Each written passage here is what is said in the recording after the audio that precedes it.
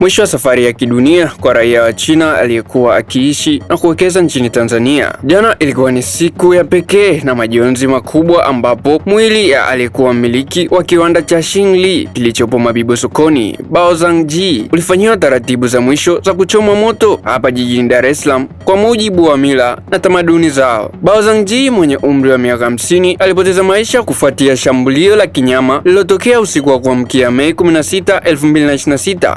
Eneo la kiwanda chake. Taarifa za awali za jeshi la polisi kanda maalum ya Dar es Salaam zinasema mfanyabiashara huyo alivamiwa na kushambuliwa kwa vipigo vikali na walinzi wake binafsi wa jadi maarufu kama Wamaasai kabla mwili wake kutelekezwa kwenye mtaro wa maji taka kiwandani hapo. Inadaiwa kuwa baada ya kufanya mauaji hayo, watumia walitoweka na kiasi cha shilingi milioni 10 zilizokuwa kiwandani hapo. Kifo cha Bao Zhangji kimeleta mshtuko na simanzi kubwa kwa jamii ya Mabibo pamoja na wafanyakazi wake ambao wapo zaidi ya 200. Mhasibu wa kiwanda hicho amemwelezea bosi wake kama mtu mzuri na mwenye upendo, akisema kuwa kilichomponza ni tamaa tu ya fedha kutoka kwa watu waliomzunguka. Hadi sasa jeshi la polisi kanda maalum linaendelea na msako mkali wa kuwasaka walinzi hao waliokimbia baada ya tukio hilo. Polisi wametoa wito kwa jamii kutoa taarifa zitakazofanikisha kukamatwa kwa wahusika ili sheria ichukue mkondo wake kufuatia ukatili huo uliokatisha maisha ya mwekezaji huyo. Wakati mwili wake umehifadhiwa kwa kuchomwa jana, pengo lake litaendelea kuonekana kwa mamia ya vijana waliokuwa wakipata ajira kupitia yeye. Je, wewe mwana Big Bongo TV una mtazamo gani kuhusu swala hili la usalama wa wawekezaji wanapokuwa maeneo yao ya kazi? Tuachie maoni yako kupitia comment section hapo chini, lakini pia usisahau kusubscribe,